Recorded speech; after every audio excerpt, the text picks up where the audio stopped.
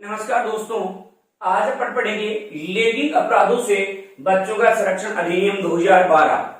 इस अधिनियम को पोक्सो अधिनियम भी कहते हैं। क्या कहते हैं इसे? पोक्सो अधिनियम भी कहते हैं या पोक्सो एक्ट भी इसे कहते हैं। तो पोक्सो एक्ट कब पारित हुआ? तो आप क्या कहोगे? 2012 में। और कब पारित? 2012 में भी। तो आपसे पूछे कि पारित कब किया गया, तो ध्यान रखना 29 जून 2012 को पारित किया गया। कब पारित किया गया? 29 जून 2012 को इसको पारित किया गया। फिर इसे लागू कब किया गया? तो लागू करने की तारीख है वो है 14 नवंबर। कब लागू किया गया? 14 नवंबर 2012 को। तो क्या 14 नवंबर कोई खास बात है? जी हाँ है। इस दिन मनाया जाता है बाल दिवस मनाते हैं। क्या मनाते हैं? बाल दिवस। इस दिन प्रथम प्रधानमंत्री श्री जवाहरलाल नेहरू का जन्म हुआ था 14 नवंबर को, तो उनके दिवस को बाल दिवस के रूप में मनाया जाता है। तो ये जो एक्ट है वो बच्चों से संबंधित है, इसलिए इसे लागू किया गया बाल दिवस के दिन, मतलब 14 नवंबर 2012 को इसे लागू किया गया। अब इसे कहां लागू किया गया? तो ध्यान रखना संपूर्ण भारत में। संपूर्ण भारत में जम्मू कश्मीर सहित है, जम्मू कश्मीर में भी इसी दिन लागू किया गया था। तो जम्मू कश्मीर सहित संपूर्ण भारत में इसे क्या कर दिया गया? लागू कर दिया गया। इस पोक्सो एक्ट के तहत जो आयु निर्धारित की गई है बच्चों की, वो कितनी है? तो 18 वर्ष है। कितनी रखी गई है? 18 वर्ष रखी गई है। तो देखो पोक्सो जो एक्ट है या जो अधिनियम है, इसमें बच्चों की आयु कितनी रखी गई है? तो इसमें 18 वर्ष है। इस अधिनियम में 18 वर्ष की आयु से जो कम उम्र के बालक बालिकाएं हैं उनको क्या माना गया है? बालक माना गया है। ठीक है, तो यहां अपन पढ़ रहे हैं पोक्सो एक्ट या लैंगिक अपराधों से बच्चों का संरक्षण अधिनियम 2012। इसे पोक्सो एक्ट या पोक्सो अधिनियम कहते हैं। इसे पारित कब किया गया? तो 29 जून 2012 को। इसे लागू कब किया गया? 14 नवंबर 2012 को। इस दिन क्या मनाते हैं? बाल दिवस मनाते हैं। संपूर्ण भारत में लागू किया गया, जम्मू कश्मीर सहित। इसमें जो बच्चों की एज है वो 18 वर्ष, मतलब 18 वर्ष से कम आयु के बालक बालिका को बालक माना गया है। अब देखिए पूरे भारत में सबसे ज्यादा लैंगिक जो अपराध होते हैं, सर्वाधिक लैंगिक अपराध, वो जम्मू कश्मीर में असम में होते हैं। जम्मू कश्मीर से ही तो लागू किया गया है, लेकिन सर्वाधिक लैंगिक अपराध कहां होते हैं? लैंगिक अपराध सबसे ज्यादा असम में। या बच्चों का सर्वाधिक यौन उत्पीड़न कहां होता है? तो असम में किया जाता है। देखो दुनिया भर में रोजाना लाखों बच्चे किसी न किसी लैंगिक अपराध के शिकार होते हैं, और वो केवल बच्चे ही इस अपराध से प्रभावित नहीं होता, परिवार समाज पर भी नकारात्मक प्रभाव पड़ता है। लैंगिक बच्चों से संबंधित जो लैंगिक अपराध करने वाले हैं, जिसमें जो दोषी होता है वो दोषी कोई और नहीं होता, वो अपना ही कोई होता है। 90% जो यौन उत्पीड़न होते हैं बालकों के संबंध में, उनमें 90% जो हैं वो अपने ही परिवार के, अपने ही समाज के, उसके जो परिचित होते हैं वो हैं। 2001 से लेकर के 2011 के मध्य बालकों की जो अपराध है, लैंगिक अपराध है, इसमें जो वृद्धि हुई है 336% की वृद्धि हुई है। मतलब 2001 से 2011 के मध्य बच्चों के संबंध में जो लैंगिक अपराध वगैरह होते हैं उनमें बहुत तेज गति से वृद्धि हुई है। आप देखिए 336% जो है वृद्धि हुई है, इतने ज्यादा अपराध बढ़े हैं। तो यहां पर देखा लैंगिक अपराधों से बच्चों का संरक्षण अधिनियम 2012, इसको अपन पोक्सो एक्ट कह रहे हैं। पारित कब किया गया? 29 जून 2012 को। लागू कब किया गया? तो बाल दिवस के दिन लागू किया गया, मतलब 14 नवंबर 2012 को लागू किया गया, 29 जून को पारित किया गया था। संपूर्ण भारत में, मतलब जम्मू कश्मीर से ही लागू हो गया। एज जो है 18 वर्ष से कम है। सर्वाधिक लैंगिक अपराध असम में होते हैं। दोषी अपना ही कोई होता है 90% मामलों में। 2001 से लेकर 2011 के मध्य जो मामले बढ़े 27% की अपराधों में वृद्धि हुई थी। अब देखिए 2012 से पहले बच्चों से संबंधित जो लैंगिक अपराध होते थे, इन लैंगिक अपराधों के संबंध में कोई 2012 से कोई पहले जो है कोई स्पष्ट कानून नहीं था, स्पष्ट कानून नहीं था, कानून ही नहीं था 2012 से पहले। यदि बच्चों के संबंध में कोई अपराध हुआ है तो उनमें अलग अलग धाराओं के तहत कार्रवाई की जाती थी, जिनमें आईपीसी की जो धारा होती है, भारतीय दंड संहिता, आईपीसी का मतलब भारतीय दंड संहिता की धारा, जिसको आईपीसी आप धारा बोलते हैं, आईपीसी की धारा के तहत कार्रवाई होती थी। और कौन कौन सी? 375, कौन सी धारा? 375, 354 और 377 के तहत। अब ये तीन धाराएं हैं, 354 ले लो, 375 और 377, इन धाराओं के तहत कार्रवाई की जाती थी। अब इन धाराओं में है क्या?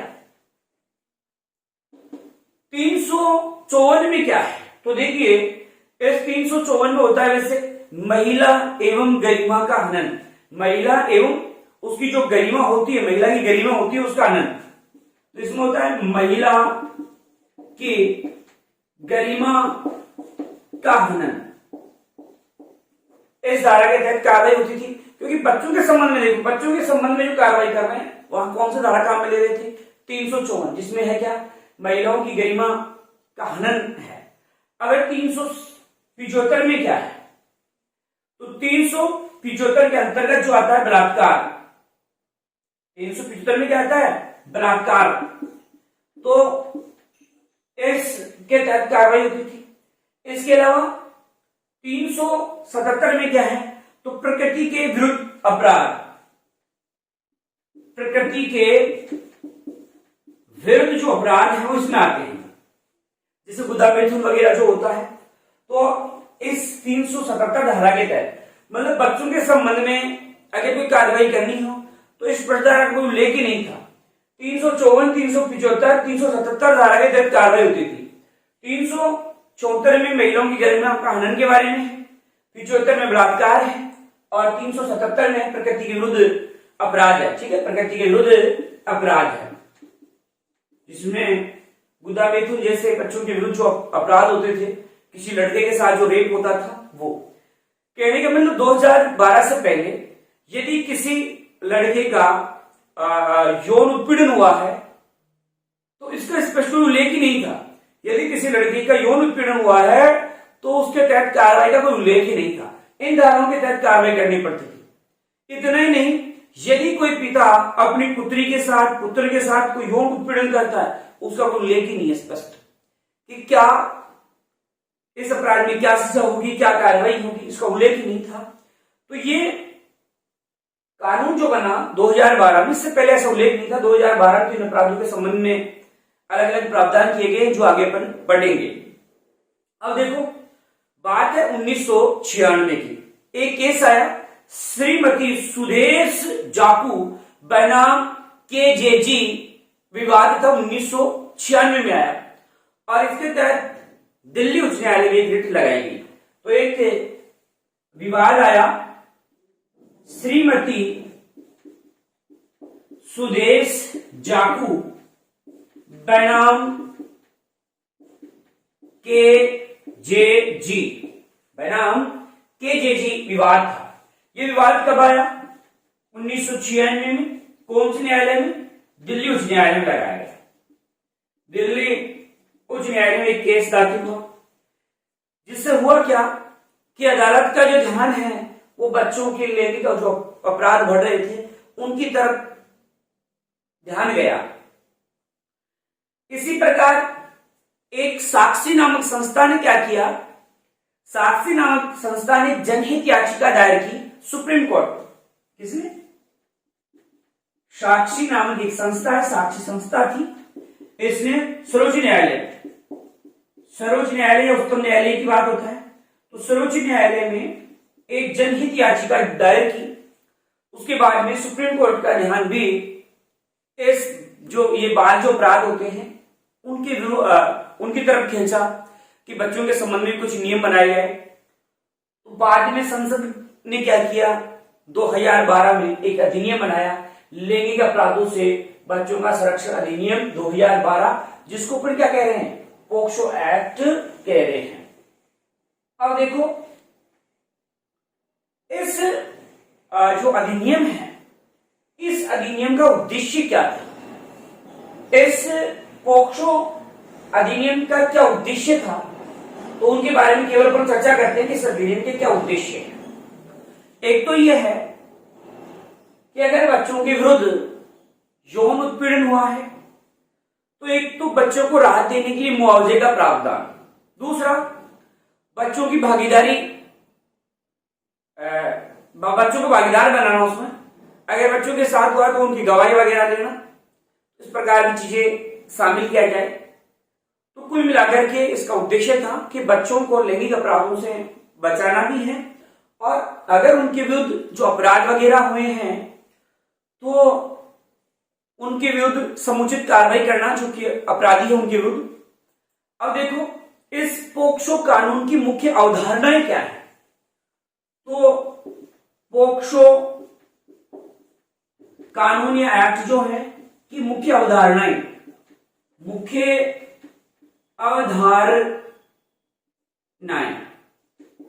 इसकी मुख्य अवधारणाएं क्या है। सबसे पहले बालक किसको माना इसके तहत,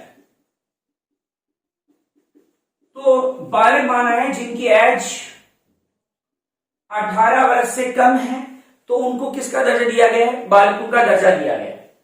और पूरे इंडिया में 36% जो हैं वो बालक हैं।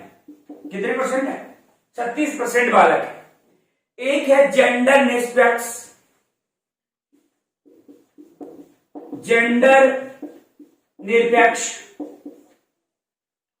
जेंडर निरपेक्ष में किनको शामिल किया गया है, तो ध्यान रखना इसमें लड़का हो, लड़की हो या अन्य जेंडर हो,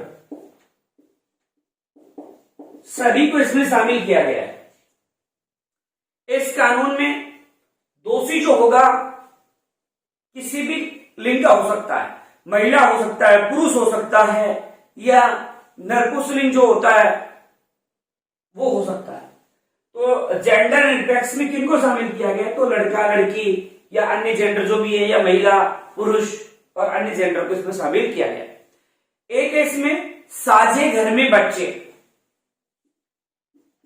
साझे घर में बच्चे, साझे घर में बच्चे। देखो इस कानून में घर की परिभाषा माता पिता तक सीमित नहीं है।